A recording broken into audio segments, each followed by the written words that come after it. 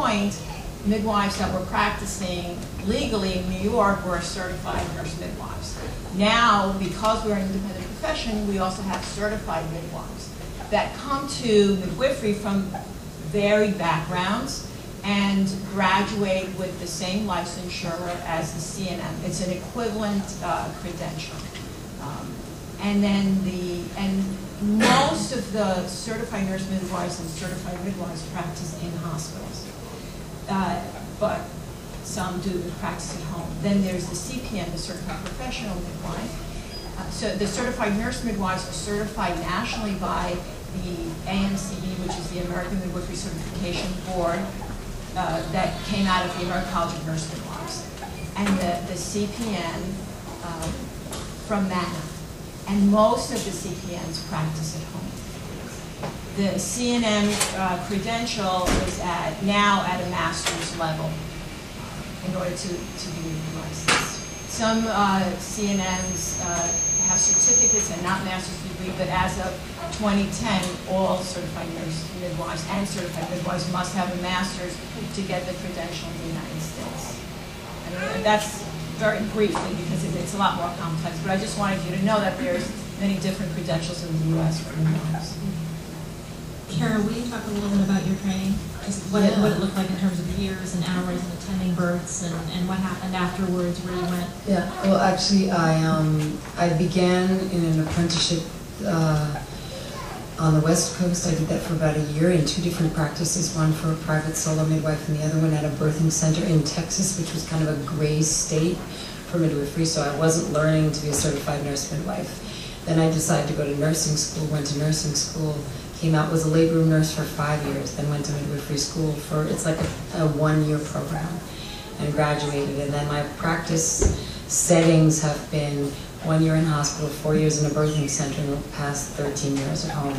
But actually I wanted to talk about training is important, and familiarity with the obstetrical model of care is actually helpful, I think, to practicing midwives. I would just like to say that, even though I think that CMs are completely bona fide and can deliver great care, I'm grateful that I have been in the system because I think it allows me to advocate better for my patients when I'm transferring and when we need to do collaborative care. But the interesting thing that I never would have expected was what happened in the 13 years that I've been practicing home birth, how much I've learned by allowing, being creative, resourceful, as long as there were no problem with safety, pushing the limits, pushing the boundaries. I mean, even Jessica's birth was a learning experience for me. I mean, there was no reason to transfer Jessica except for she was 4 days in labor. And so when I'm teaching midwives now, I'll say, don't be one of those midwives that runs out of ideas. I mean, I transferred her because, I don't know, the baby wasn't out, but Jessica's baby was fine. She was tolerating labor. You know, so I've had to sit in the heat so many times, interacting intuitively with the mom, with the dad, with the baby, with my own brainstorming ability to find a creative solution. And in Jessica's case, you know, her last day of labor, for which I was with her for the full 24 hours, we wanted to get Jessica to walk. Because invariably, I've found that when there's any kind of a protracted labor, that the best tool isn't something we do to mothers. The best tool is something we help mothers do themselves, walking, lunging, and then the baby kind of rocks its way down. So I kind of used bribery on Jessica, and her husband was very skilled in you have to gentle develop manipulation. manipulation for a good cause. So I kind of carried her with, I knew that she loved acupuncture, and I have a very gifted acupuncturist who lives in Brooklyn, 30 blocks from her house. So I said, we need to walk to the acupuncturist, and then you can get acupuncture. So we don't really know whether it was the 30 blocks or the acupuncture treatment, but she gave birth to a 10-pound, 12-ounce baby with an intact perineum after 2 hours of pushing in a pool. And it just seemed like a completely normal delivery, whereas her birth would have been so hyped up with way too many exams, 5 centimeters, oh, she's still 5. I didn't examine her once during her entire labor. I could have, I can, I will if I need to make a management call, but I didn't because the baby was fine. And what we needed to do was get some tools happening to bring the baby out. And I want to put in one more example of how the medical model and the midwifery model interact. I mean, I know some very cool OBGYNs. She's one, but they're there. They're in the mix. And this one doc had her 2 kids at the birthing center that I worked at formerly. But I remember she and I working on the same thing, a descent, a mom pushing for 7 hours, whereas most people would have sectioned by then. She was standing, she was pushing, and she said, I think we need to do a vacuum. The doc said this, and I respect this doc greatly. And I said, Lori, let's just walk her down the hall. And we walked down the hall, and she pushed the baby out. So I learned from trying things, and as long as we're not going into a danger zone, there's so much room for creative, resourceful trying, and then the mother's participating, and then the mother can claim that victory. It's not like I was such a genius, this baby never could have come out if I hadn't done that section. And for me, that's ultimately really why I'm in this, and it's so rewarding for me to watch my fellow female birthers claim that power and create a new generation of women that then they can pass down to their birthing daughters.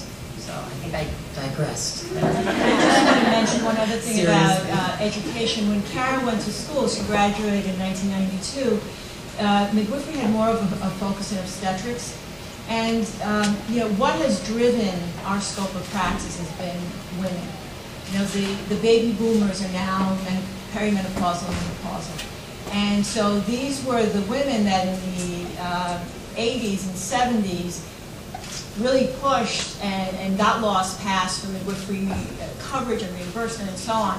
Now they've stopped childbearing, but they do not want to give up the midwifery model of care. So our scope of practice has evolved from being focused in obstetrics to gynecology and primary care. So midwives are now primary health care providers of women from adolescence to the rest of their lives. So because our scope of practice is so much broader, the midwifery education program, which was a year when you went to school, is now full-time, 2.5 years, and 3.5 years part-time.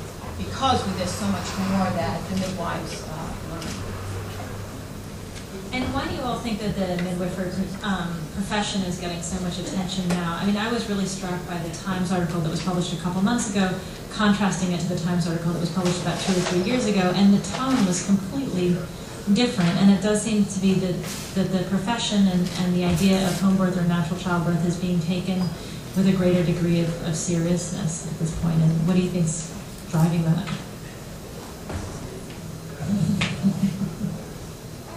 That's a big question. I'm witnessing that there's something that seems to be alive in the zeitgeist of why women are revisiting their choices. I'm witnessing it in my practice, but I don't really know. Do you think it's, maybe a larger kind of cultural, crisis is maybe too strong a word, but maybe a semi-crisis in sort of in medical care? The costs are going up. People are wondering, have I handed over too much power? I don't know. Does that? For me, the element that I find the most important that people are looking for is humanity in their care.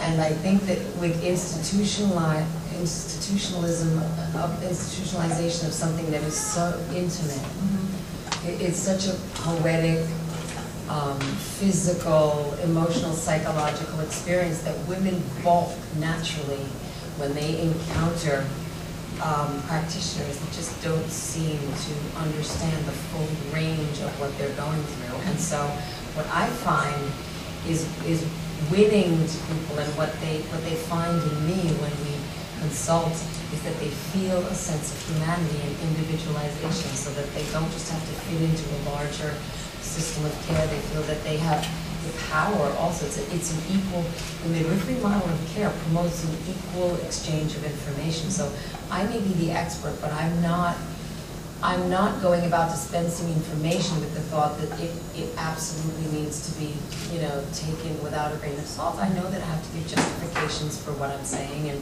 I have to incorporate, intelligent people thinking into the decision-making process about how their care is going to happen for them.